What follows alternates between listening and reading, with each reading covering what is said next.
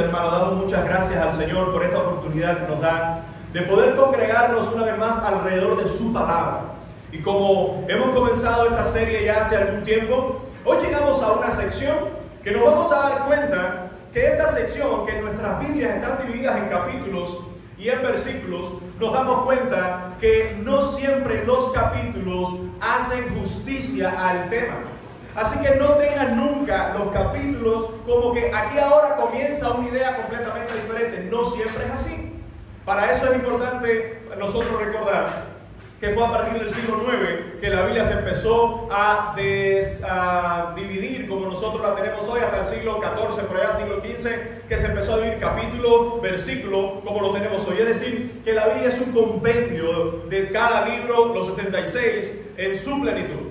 Así que si vamos a lo que Pablo ha desarrollado, nos vamos a dar cuenta que desde el capítulo 6 ha comenzado una serie de preguntas, ¿sí o no? Nos vamos a dar cuenta que hay una serie de preguntas en cuanto al pecado, en cuanto a la justicia de Dios y en cuanto a cómo nosotros debemos vivir en cuanto a estos dos elementos, en cuanto al pecado y en cuanto a la justicia. Así que en esta sección del capítulo 7, también estos versos los vamos a estar dividiendo esta porción en dos partes. Hoy estaremos centrándonos en los versos del 7 al 13, bajo esta misma pregunta: ¿qué relación tiene o qué relación existe entre la ley, el pecado, la muerte y yo? Y si nosotros vemos esas cuatro palabras, las cuatro palabras son de gran importancia para nuestras vidas. El único problema es que la mayoría de los hombres hoy eliminan las tres primeras y solo les interesa la última, el yo. Que yo esté bien es lo que me interesa. Que yo me sienta en paz, o que yo me sienta feliz, o cómo me tratan a mí, o cómo son las cosas alrededor de mí, o qué me importa esto a mí, o que esto no me interesa a mí.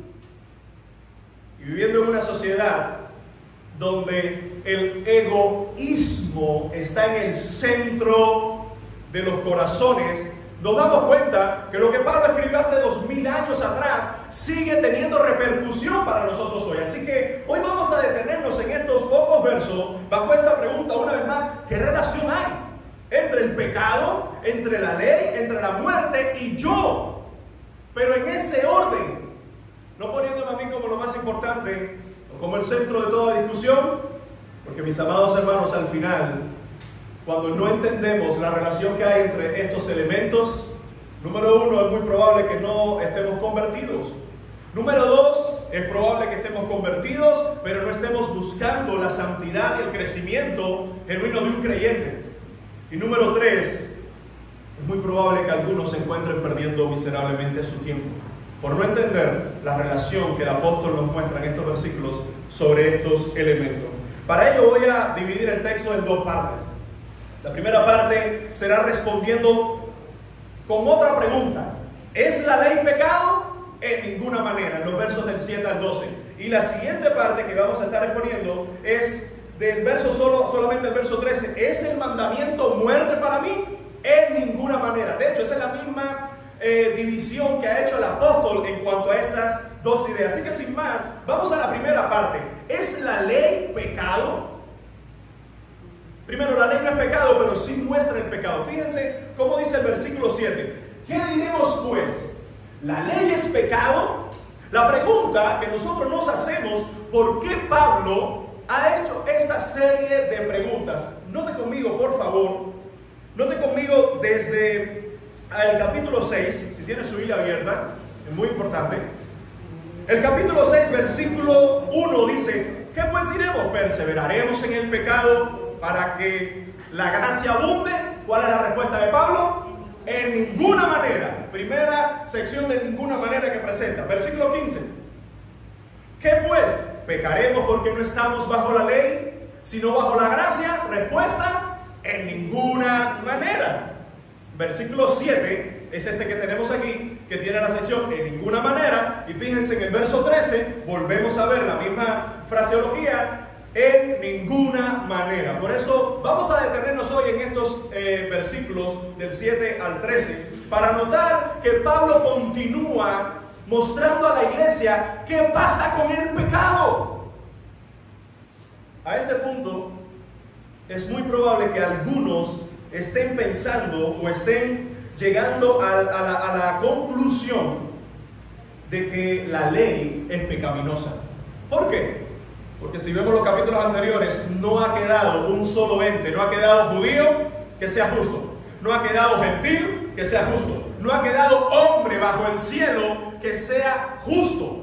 Y en medio de todo eso, Pablo nos introduce la idea de que la ley muestra esa pecaminosidad y algunos pueden llegar a la conclusión, entonces la ley es mala, entonces la ley es pecaminosa. La pregunta es, ¿por qué mucha gente puede llegar a esa conclusión de que la ley es pecado? ¿Tú te has dado cuenta, mi amado hermano, que lo que el hombre ha hecho desde la caída del Edén es complicarlo todo? Oye, donde el hombre pone las manos, empieza el desastre.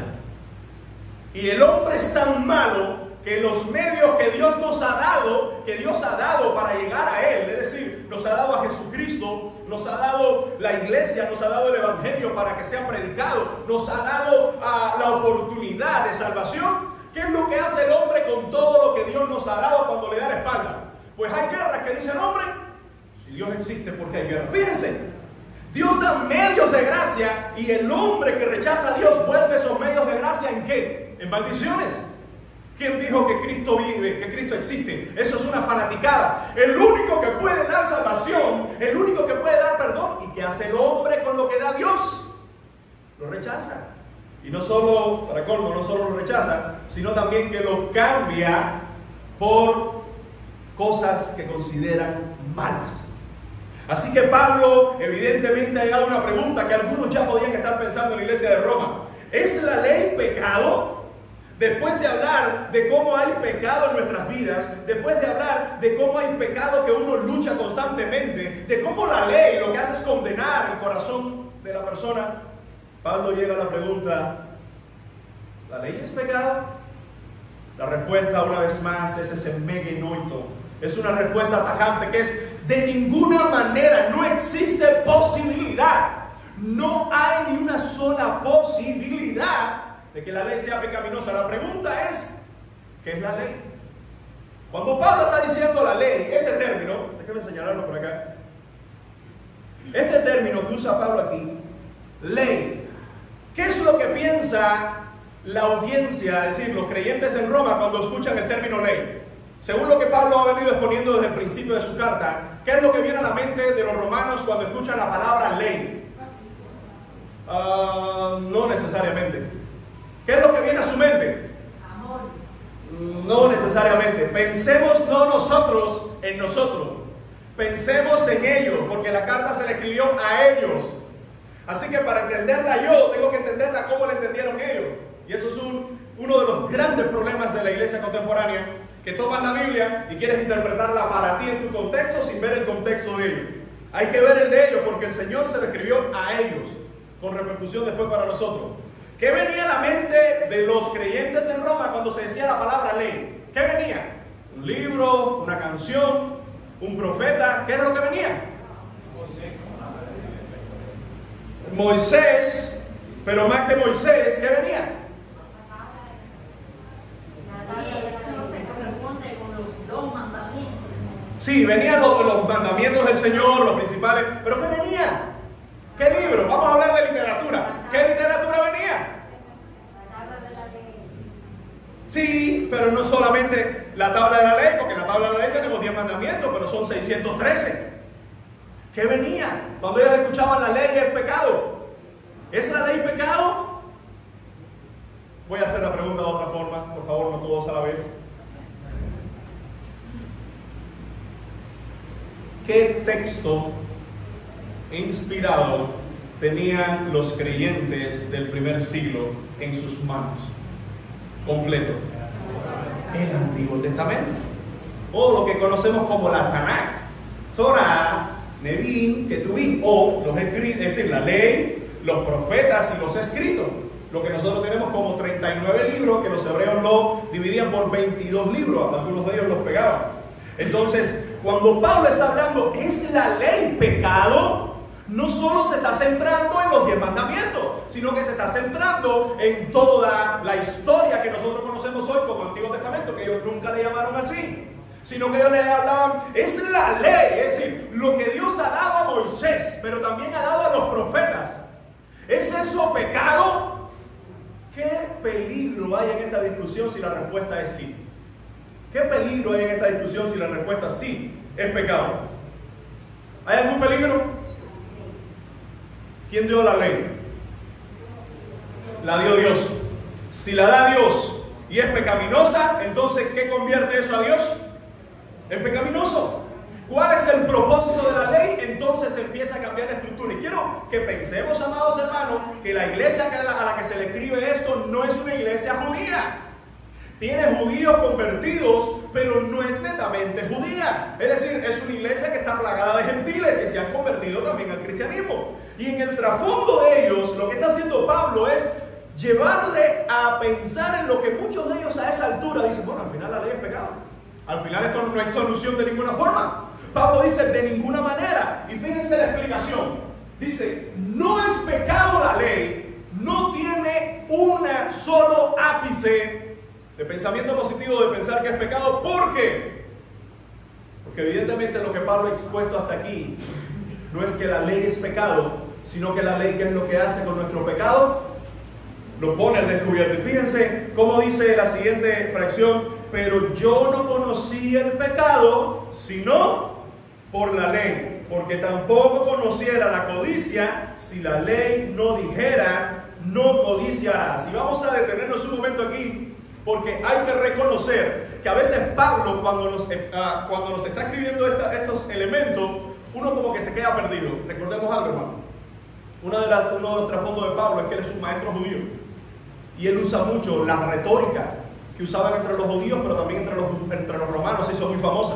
Así que la pregunta que está haciendo Pablo no es una pregunta porque él tenga duda, es una pregunta que él quiere exponerla para hacer pensar a la gente, pero él ya trae la respuesta.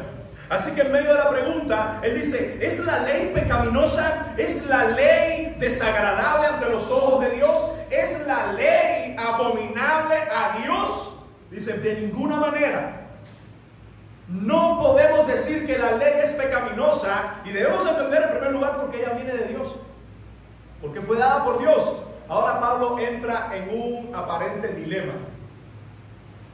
Dice Pablo, pero, es decir, una cláusula de contradicción, pero, aunque la ley no es pecado, la definición ella no es pecado, pero, dice Pablo, yo no conocí el pecado sino por la ley, porque tampoco conociera la codicia si la ley no dijera no codiciarás. Mis amados hermanos, Pablo lo que nos está haciendo referencia es a uno de esos pecados que incluso está en la tabla de la ley, y es el 10º mandamiento. Cuando vemos en este texto nos damos cuenta que lo que está haciendo Pablo es, mira, la ley no es pecado, pero la ley sí me muestra el pecado. La ley no es mala, pero sí me muestra la maldad. El problema con eso es que había gente que diciendo, si la ley me muestra mi pecado, entonces la ley es pecado. Y Pablo está diciendo, de ninguna manera, porque la ley viene de Dios, el pecado sale de ti. La ley viene de Él, lo malo y perverso está en tu corazón. Y el hombre que es tan malo y perverso, en vez de reconocer su actitud, entonces culpa a Dios. Entonces culpa. ¿Usted se ha dado cuenta cómo en el Edén, y siempre recurrimos a este punto, cómo en el Edén, a veces nosotros pensamos que Adán está culpando a Eva? No, no. La mujer que tú me diste, no es a Eva que él está culpando, y lo hemos dicho por mucho tiempo. No, mira, Adán mira cómo echó la culpa a Eva. Eva entonces la serpiente. No. Adán está diciendo, tú me diste, yo no la pedí. Fue la mujer que tú me diste. Y eso debería encender las alarmas, porque así son nuestros corazones, hermano. Así es el corazón del hombre que no reconoce su pecado. Culpa a Dios. Y en el menor de los casos, culpa entonces a los demás. No es Dios el culpable es otro. Usted sabe que nosotros vivimos en una sociedad que la culpa siempre la tiene otro. Nunca ha sido del gobierno, nunca ha sido del país. La culpa siempre es de otro, porque es más fácil. Porque es más fácil no asumir mi responsabilidad. Porque cuando uno reconoce su actitud, su pecado o su incompetencia, tiene que actuar frente a ello. Pero cuando yo digo que la culpa la tiene otro, me quito toda responsabilidad encima, porque no, si se quiere arreglar algo, que lo arreglen ellos. Por eso que nuestro gobierno, y muchos más, no es solo el nuestro, muchos más, y sobre todo en Latinoamérica, que cómo viven, no, tomando decisiones, todas son desastrosas, pero no es culpa de nosotros, es culpa de otra gente. Es culpa de otros que están por allá, es culpa de otra gente que está por allá. Pero si nosotros llevamos eso al plano personal, así hay mucha gente, no, yo no puedo hacer más cosas para Dios porque tengo a fulano no sé qué, no porque no sé quién, no porque el otro. No, yo no puedo buscar a Dios porque no tengo tiempo, el trabajo, esto, aquello. Mis amados hermanos, lo que está diciendo Pablo es, no podemos decir que la ley es pecado, pero sí tenemos que entender que la ley nos muestra el pecado. Fíjense cómo Pablo introduce, como les mencionaba, el tema de la codicia. Dice, porque tampoco yo conociera la codicia si la ley no dijera no codiciarás. Y ojo con esto, amado hermano. Porque aun cuando no hay ley, el hombre igual es pecador. Lo que pasa es que con la ley el hombre es pecador, pero pecador en toda conciencia. Y lo voy a explicar de esta forma. Cuando el hombre no tenía la ley de la codicia, ¿el hombre codiciaba, sí o no? Sí, claro que codiciaba. Pero cuando se da la ley, ahora esa codicia es doblemente acusativa para él. ¿Por qué? Porque sabe que no está bien, pero ahora sabe que no está bien y no está bien para Dios. Y fíjense cómo lo que parece estar citando aquí el apóstol se encuentra en Éxodo 20:17. A los que pueden buscar el pasaje, yo se lo leo. Dice, no codiciarás la casa de tu prójimo, no codiciarás la mujer de tu prójimo, ni su siervo, ni su criada, ni su buey, ni su asno, ni cosa alguna de tu prójimo. Éxodo 20:17 y Deuteronomio 5:21 está hablando de la codicia. Pero ¿cómo era la codicia en medio del pueblo hebreo? Quiero hacer una pregunta rápidamente. ¿Cómo sabemos en el Antiguo Testamento que se reunía el pueblo cuando estaba en el desierto? ¿Cómo ellos se reunían? ¿Cómo? Se reunían por tribus.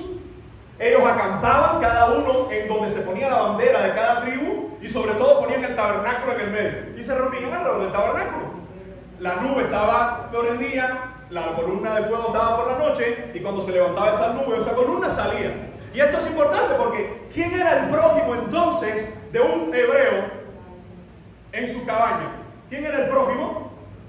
La palabra prójimo, el que estaba en la siguiente, el vecino. Y ese siguiente no era un impío. Ese siguiente era otro hermano, es decir, era otro de las tribus de Israel. Así que es importante porque fíjense cómo dice, en este contexto que cada uno vivía en sus cabañas, lo que está diciendo el pasaje, no codiciarás. En primer lugar, ¿qué era lo que decía la ley que no debía codiciar? Imagínense, alguien se levantaba temprano y yo me levantaba en mi cabaña, yo veía la cabaña de Alejandro y yo decía, qué cabaña más bonita. Si la cabaña mía fuera como la de Alejandro. Pero ¿y esa franja que él le hizo? ¡Wow! Pero mira, y esos vuelitos que le puso la esposa por arriba. Pero, ¿qué va? Yo quiero esa cabaña. Y al otro día me vuelvo a levantar. Digo, ¿qué va? Yo necesito esa cabaña. Y una cosa es que uno reconozca la hermosura de la otra cabaña y otra cosa es, esa cabaña tiene que ser mía. ¿Quién dijo? Mira ahora cómo se cree, porque él tiene esa cabaña. Hermano, ¿te das cuenta que lo que Pablo está usando es uno de esos pecados más trascendentales desde la historia de los inicios del pecado del hombre? La codicia. ¿Qué hizo Satanás en el cielo? Él se llenó de orgullo y él dijo, seré como Dios, me sentaré en el trono de él. El orgullo, la arrogancia, la codicia. Por eso la codicia es esa primera puerta que se abre y está llena de orgullo, envidia, celos, iras, contienda. Ahora fíjense cómo decía el texto. La cabaña de tu prójimo dice, no la codiciarás. Y el término en hebreo una vez más saca esa idea perversa del corazón que quiere arrebatársela al otro. ¿A cuánto le ha pasado que alguien viene y dice, mira cómo, no sé, pinté la casita? Y se lo dice a un vecino con tremenda alegría y te dicen, a eso se parece un color más mamoncillo, más feo. Y cuando llega a la casa dice, qué lindo está ese color. Entonces, ¿estaba feo o no? Codicia, envidia. Esa palabra, amado hermano, una vez más demuestra lo que hay en el corazón. Y fíjense lo que está diciendo el apóstol Pablo. Por medio de la ley, cuando vemos la codicia, en el texto de Éxodo 20:17 dice, no codiciarás la casa de tu prójimo, pero no es suficiente. Se levantaba uno de estos hermanos, uno de esos prójimos, y dice en lo siguiente, no codiciarás la mujer de tu prójimo. Y quizás uno veía a la mujer y decía, mira qué muchacha más, mira sí, que oye, que se ve que es trabajadora. Pero no es lo que está diciendo el texto está diciendo, no codiciarás la mujer de tu prójimo. Y es cuando alguien empieza a decir, pero ¿quién dijo? Mira, él no se merece tener esa mujer. Esa mujer la merezco tener yo. Y no es una mujer soltera. Es una mujer que ya tiene un compromiso delante del cielo con otra persona. Dice, no la codiciarás, pero sigue diciendo más. No codiciarás su siervo, o su sierva, o su criada. Y es que recordemos en el Antiguo Testamento que algunos hebreos llegaban a tener siervos o esclavos que se vendían, porque no podían y por 7 años servían a una persona, servían a otra, ¿verdad? A los 7 años había que dar la libertad. Así que entienda esto, si yo, vamos a cambiar de vecino, entonces Albert estaba en la cabaña continua, la cabaña que me gustaba a mí era la de Alejandro, yo decía, yo quiero esa cabaña. Pero entonces Albert tenía esclavos en su casa, y esos esclavos en su casa, Albert solamente podía tenerlos, ¿por qué? Porque podía pagarlos. Es decir, la esclavitud del Antiguo Testamento, legislada en el Pentateuco, es que Albert decía, oye, la cosa está dura por la casa, rayando con misión extrema, esto no va mal. Ven para la casa, vamos a trabajarme 7 años de esclavo. Recuerden, no era un esclavo a que yo le daba golpes, de que yo lo maltrataba, de que yo podía matarlo. Esa no era la esclavitud entre los hebreos. Era un esclavo que durante 7 años tenía que renunciar a todos sus derechos y tenía que responder a los míos. Es decir, él iba a trabajar para mí, él iba a hacer todas las cosas para mí, e incluso podía tener familia durante esos 7 años, pero a los 7 años había que dar la libertad. Así que Albert, que Obed fuera un criado tuyo, mira, vamos a cambiarlo porque esto suena feo así. Que tú fueras el criado de Obed.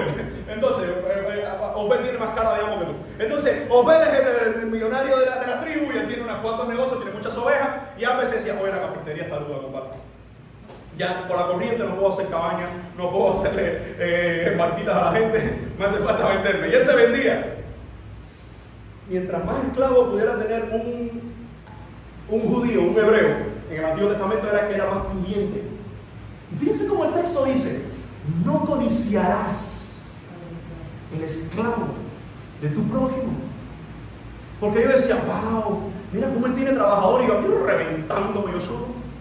Y el problema no era ver que otros estaban prosperando. Hermano, hay mucha gente alrededor nuestro que tu prosperidad le duele.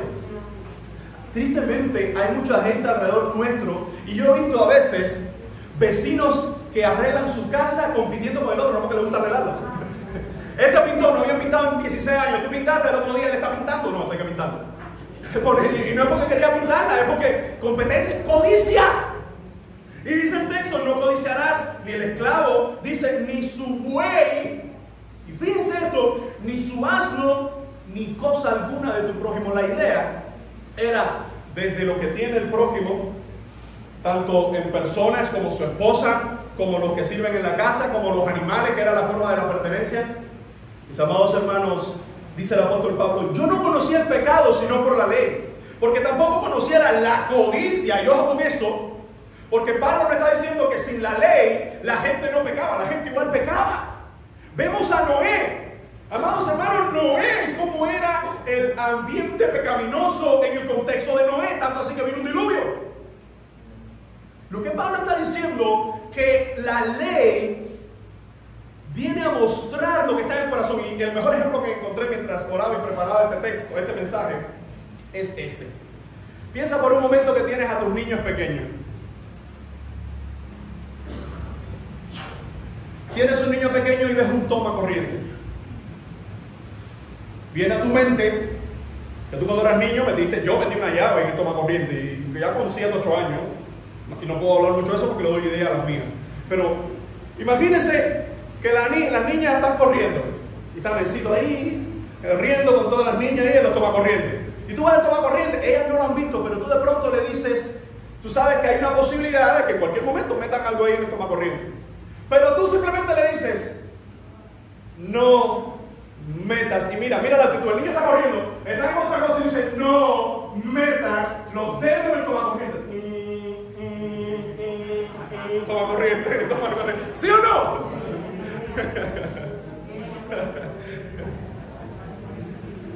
Préstale los juguetes a tu hermana.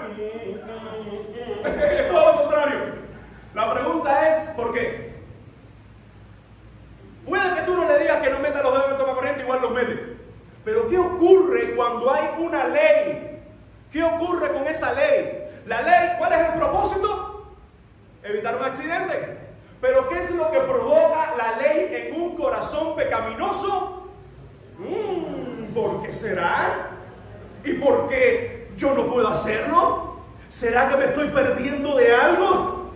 Amado hermano, yo no sé si he logrado mi objetivo de ilustrarte lo que Pablo nos está diciendo con esta frase: tampoco conociera la codicia si la ley no dijera no codiciarás. La codicia siempre ha estado en el corazón desde que el hombre pecó, pero una vez ha sido legislada por Dios. Recordemos que el hombre antes de la ley tenía la ley en su corazón escrito. José, sin una ley de no codiciarás la mujer de tu prójimo, él cuando vio a la mujer de Potifar, él no la codició, incluso huyó. Y no había una ley escrita, pero sí estaba en su corazón. Él decía, ¿cómo puedo hacer esto yo contra Dios y contra mi amo? Ahora, una vez legislada, no hay escapatoria ninguna.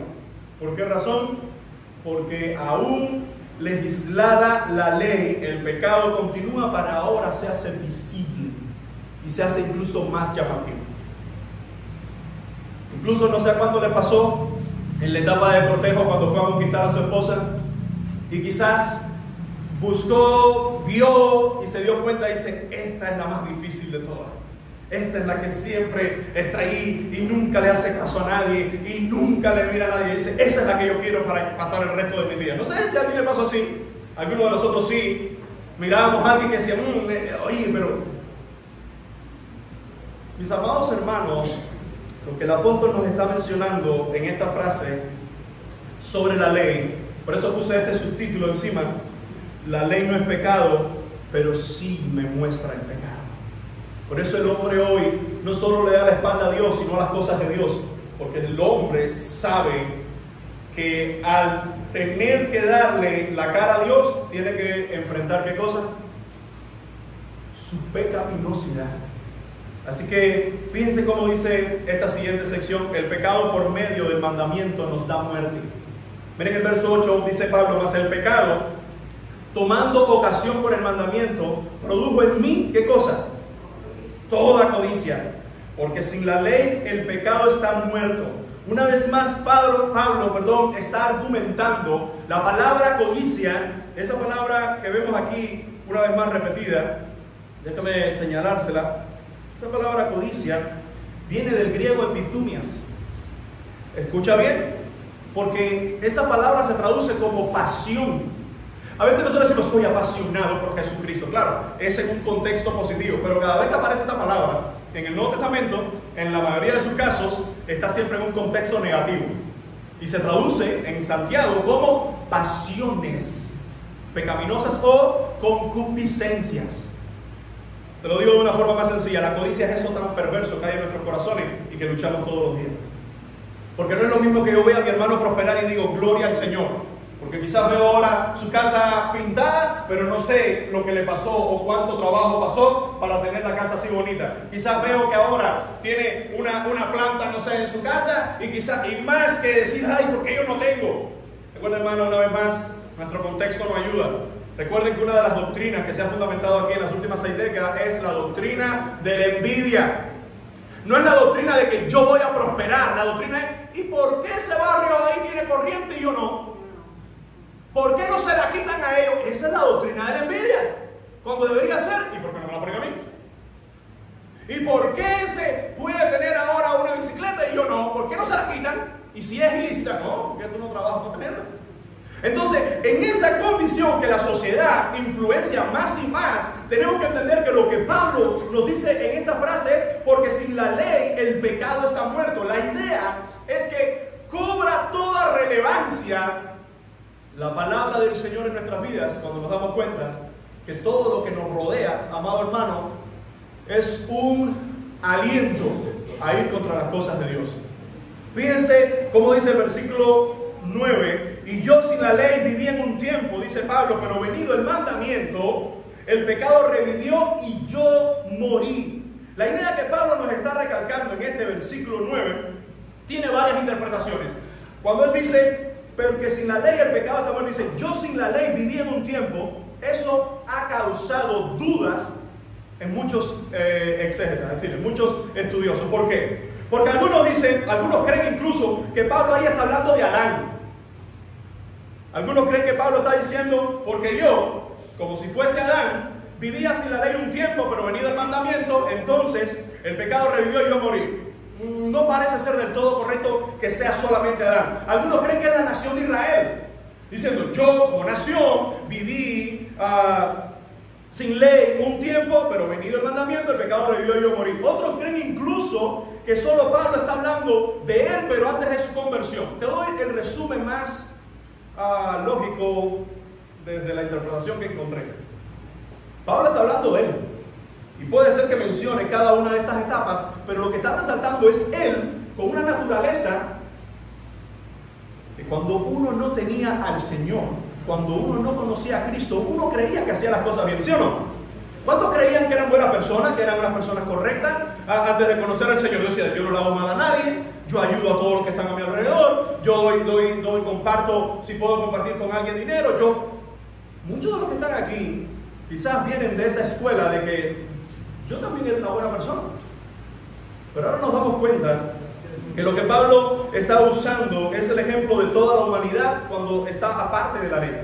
Él está viendo su propia experiencia desde la interacción con la ley y el pecado como lo que provoca todo. Te lo digo todavía en otra forma más sencilla. Lo que Pablo nos está diciendo es que en un momento de su vida, él vivía de tal forma que creía que todo estaba bien. Pero venido el mandamiento, amado hermano, el mandamiento no solo puede ser cuando vino la ley, sino que el mandamiento es cuando vino la ley, pero es cuando vino Cristo. Porque incluso muchos judíos, teniendo la ley, estaban lejos de Cristo. ¿Por qué?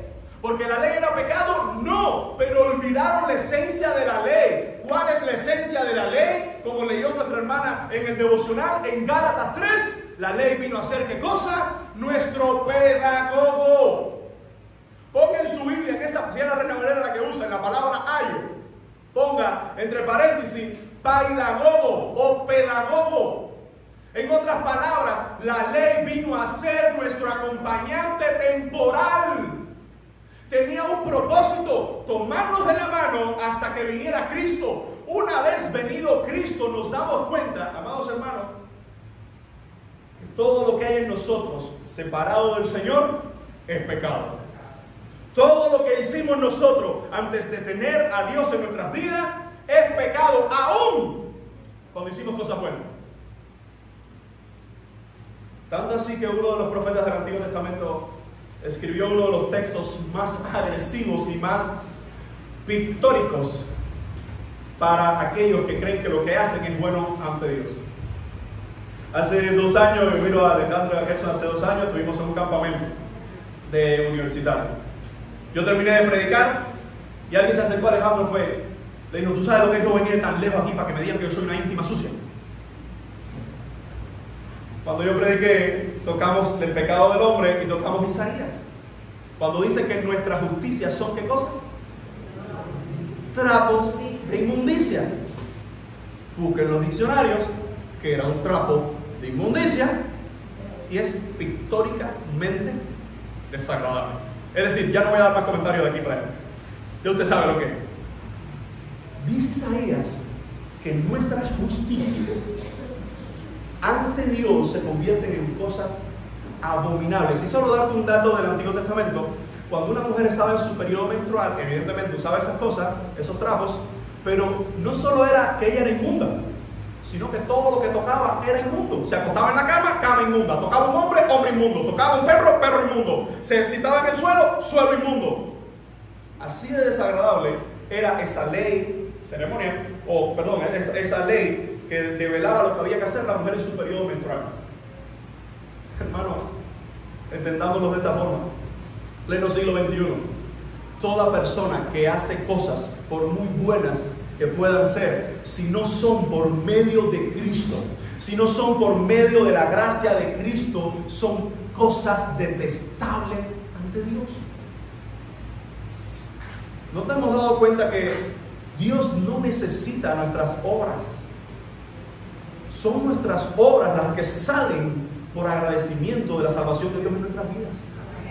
Así que cuando Pablo nos está diciendo en el verso 9, en la ley vivía en un tiempo, todo parece indicar, amados hermanos, que Pablo está haciendo un ejemplo genérico, que pudiera incluir a Adán, porque se aplica en Adán ciertamente, que en un momento él estaba en esos primeros 2 capítulos que vemos la creación, hasta que se le dice, de todo árbol puedes comer, menos de este. Un tiempo después, de ese va a comer. Lo vemos también no solo en Adán, sino que lo vemos en Moisés. Bueno, lo vemos en toda la humanidad y sobre todo lo vemos en nuestras vidas. Lo que Pablo ahora nos dice en el versículo 10 es sumamente llamativo, pues menciona él, y allá que el mismo mandamiento que era para vida, me resultó para muerte. Pregunta, ¿cuál mandamiento? Todos los mandatos del Señor en la ley de Moisés eran para dar vida. No hagas esto. Si haces esto, entregarás esta ofrenda. Si haces esto, todos esos mandatos eran para mostrar a la persona cómo vivir para la gloria de Dios. Siempre me gusta poner este ejemplo. Imagina por un momento que tú estás en el campo cazando en esos tiempos bíblicos y tú tienes una lista de lo que puedes y no puedes comer. Tú tiras una saeta al azar y matas a un animal, lo ves de lejos. Cuando llegas, lo primero que tienes que pensar, ¿qué tipo de animal es? ¿Por qué? Porque Dios me dijo en su palabra cuáles sí, cuáles no. ¿Qué estás haciendo? Estás buscando dar gloria a Dios incluso en la comida. En lo que sea. Pero miren lo que Pablo dice. Ahí es que el mismo mandamiento que era para vida, a mí me resultó para muerte. ¿Por qué? La pregunta es, ¿el mandamiento era pecaminoso? No. ¿El propósito del mandamiento era darnos muerte? No. ¿Y por qué nos da muerte? 1, por nuestros propios pecados. 2, por nuestras propias actitudes.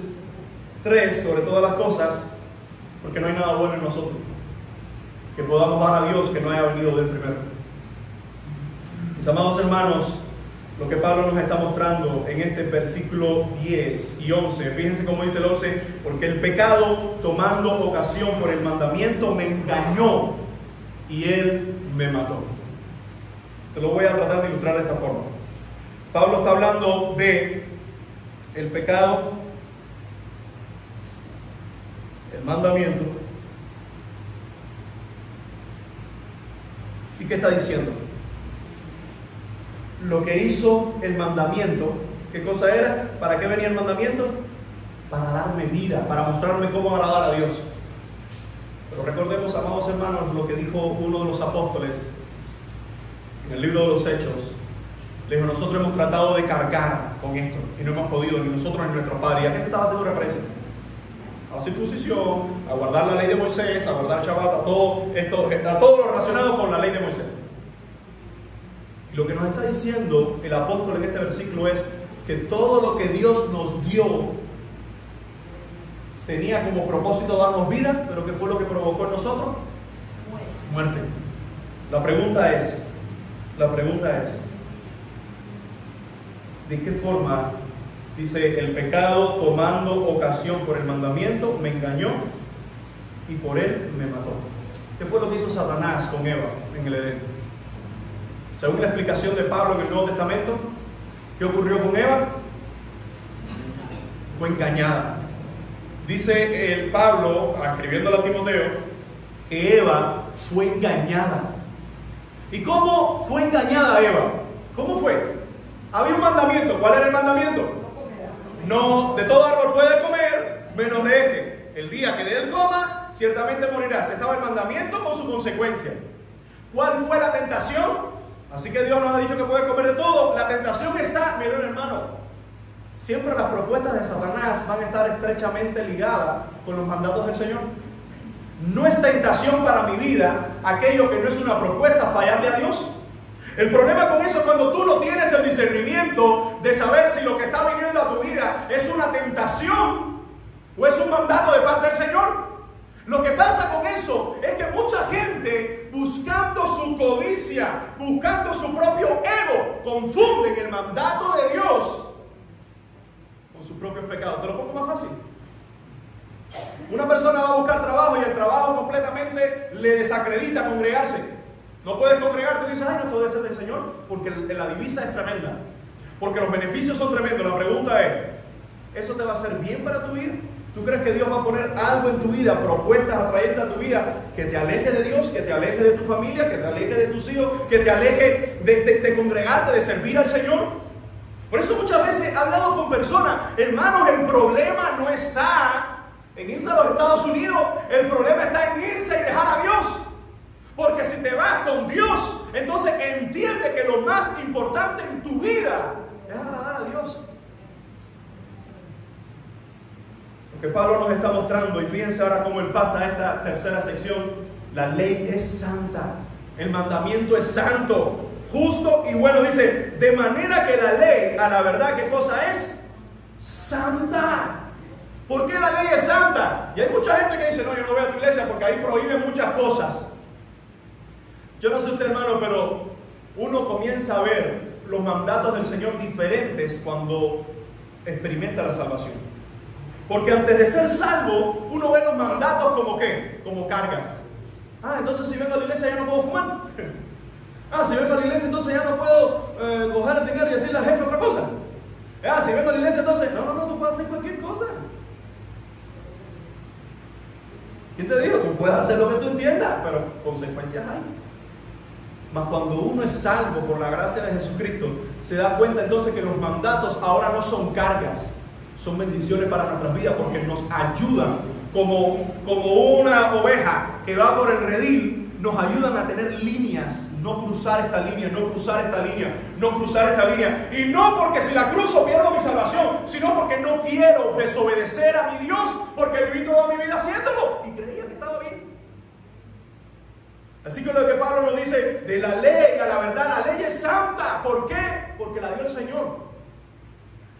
Dice, y el mandamiento, recuerden que él ha mencionado, no codiciarás, pero es un ejemplo de todos los mandatos del Señor. Dice, y el mandamiento, ¿qué cosa es? Es santo. Pero no solo es santo, es justo. A veces mi niña de 2 años, la regaño por algo y dice, no es justo. La pregunta es, ¿usted cree que con 2 años yo puedo sentarme a discutir una serie exegética, aplicativa y argumentativa de por qué lo que digo yo es justo y lo que dice ella no? No. Pero llegará el tiempo que esas cosas son necesarias. Así que, amados hermanos, lo que Pablo nos está mostrando es que la ley dada por el Señor no es pecado, pero puso a la luz todos mis pecados.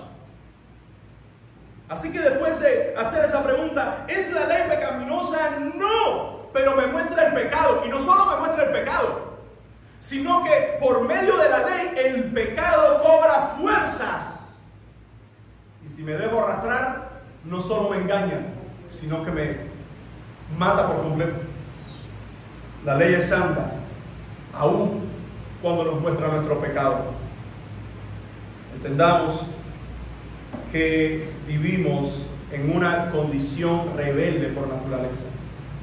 La rebeldía no tienes que enseñarla a los niños, ya viene en la naturaleza pecaminosa. Y aún enseñando lo correcto a los niños, y aún la palabra del Señor enseñándonos qué es lo que le agrada a Él, aún así nuestra carne, ¿cómo es? Pecaminosa. Así que vemos entonces la última sección en esta mañana, y es una última pregunta solo en el verso 13. ¿Es el mandamiento muerte para mí? Porque Pablo ha dejado claro que la ley no es pecado, pero me muestra el pecado y me trae muerte. Entonces dice él, ¿es el mandamiento muerte para mí? La respuesta una vez más se va a encontrar en esta sección cuando dice, luego lo que es bueno me trajo muerte. La ley que el Señor me dio, no codiciarás, no matarás, no adulterarás. Esa ley me trajo muerte, dice Pablo una vez más, de ninguna manera. No fue la ley la que me mató, no fue la ley la que me llevó al infierno, fue mi pecado. Hay gente que culpa a Dios toda su vida, pero escucha bien, hermano. Porque aun cuando la gente le echa las culpas a Dios de todos sus pecados, tendrá que cargar con todos ellos en el infierno.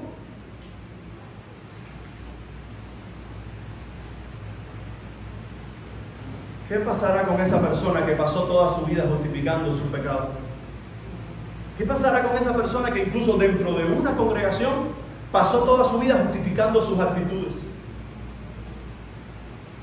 Ayer predicaba en la convención de música y alguien me decía, ¿sabes que una de las cosas que tocaste en tu predicación debe haber herido grandemente a una persona que estaba ahí? Yo le dije, ¿a una sola? ¿Solo a una? Me decía, no, porque hay gente, que yo conozco una persona que lleva muchos años perdido dentro de una iglesia, pero es el que más levanta las manos, es el que más canta y está en una vida de adulterio. Y está ahí en la iglesia tranquilo. Dice que no, que Dios entiende su condición, que él no está mal, que esa persona no está mal. Le dije, bueno, una vez más, nunca, cuando predico, ni en mi iglesia local ni en ningún otro lugar, predico para una persona. Hermano, te voy a decir algo con todo mi corazón. Nunca pienses que nada de lo que digo desde este púlpito es contra ti, porque estoy pensando en ti. Dios sabe que mientras oro y preparo estos temas, es pensando en mi corazón, que es malo, que es perverso. ¿Sabe quién es mi peor oveja de pastorear en esta iglesia? ¿Quieres que te dé un nombre? ¿A que no te imaginas quién es? Le voy a dar un nombre, déjame ver si está aquí. Sí, está aquí, está esta mañana aquí. Yo soy mi peor oveja. Porque yo muchas veces quiero, bueno, muchas veces no, la mayoría de las veces quiero hacer lo que agrada a Dios y esta oveja quiere hacer lo contrario. Y hace muchos años entendí, hermano, que si te digo esto es porque quiero ser sincero, es porque quiero abrir mi corazón y decirte que tu lucha no es diferente a la mía. Tu batalla no es diferente a la de tu hermano. Puede ser diferente en algún aspecto, quizás con algún tipo de tentación sexual o de dinero o de cualquier otra cosa, pero es una batalla de que todos tenemos. Y en medio de esas batallas, la pregunta es, ¿acaso los mandatos de Dios traen muerte a nosotros? No, lo que trae muerte a nosotros son nuestros pecados. Te lo pongo de esta forma. Usted va en el motor, Lazarito, chofer, muchos años, y sacó la licencia conmigo, o yo con él, algo así. Y Lazarito va en su motor, y sabe, el que va a 200 kilómetros, le gusta andar mandado, y se lleva un pare. Y cuando se lleva el pare, el caballito, que también se lo lleva, pero él lo puede hacer, está mal, pero él lo hace, pero el que no lo puede hacer soy yo, él. Y Lazarito se lo lleva y se lleva el pare, parece. ¿Usted sabe lo que yo hizo? Bueno, yo pasé por ahí, no había nadie, no sé qué, no. La ley tal dice tal, en su artículo tal, y que no dice, no, esa ley no es aplicable.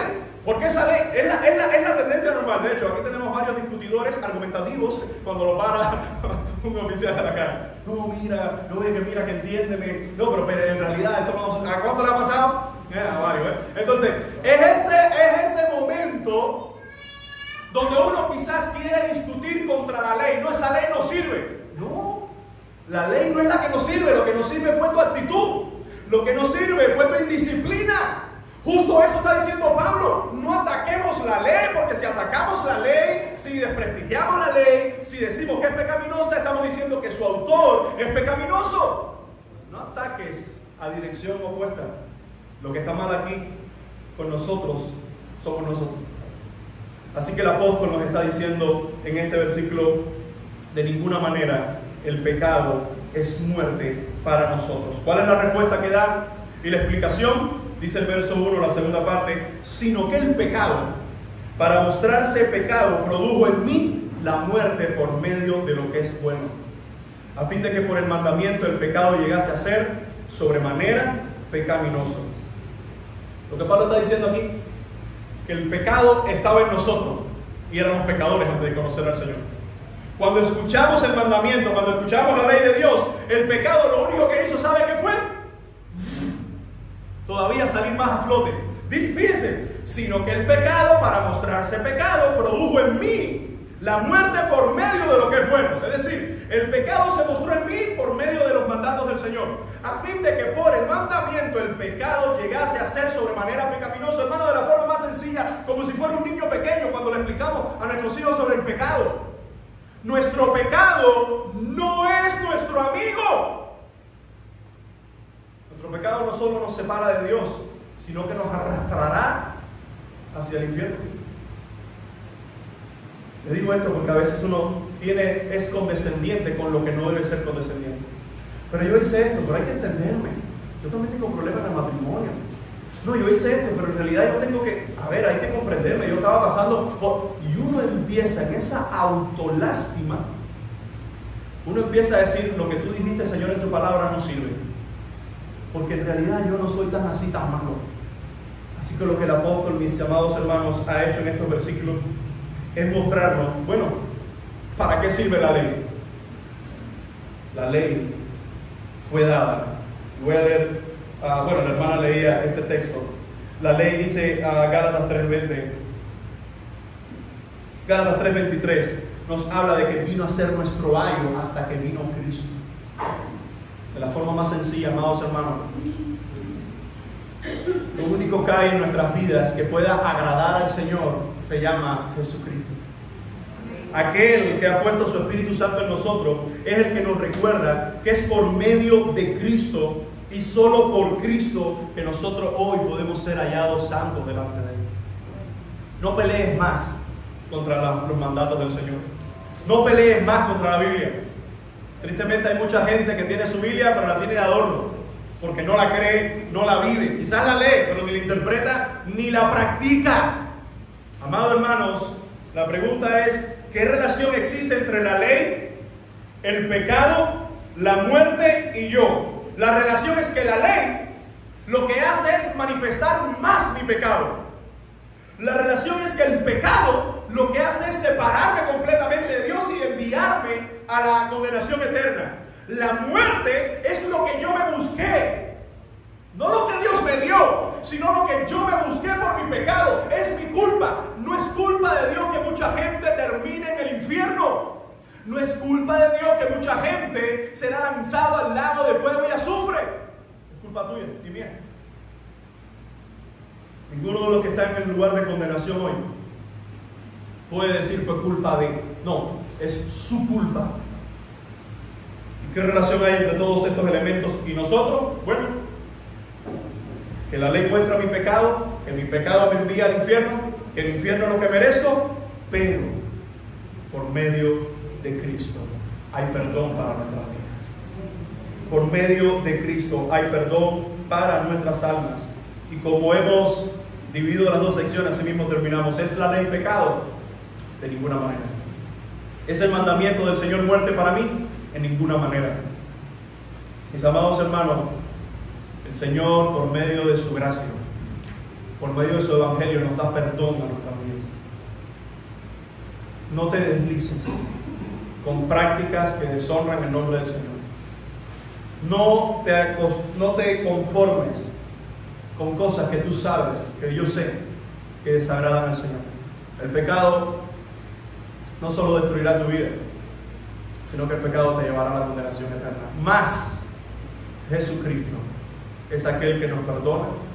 Más Jesucristo es aquel que nos sigue amando y sigue perdonando nuestras vidas. Quisiera terminar orando contigo. Señor, te damos gracias por tu amor.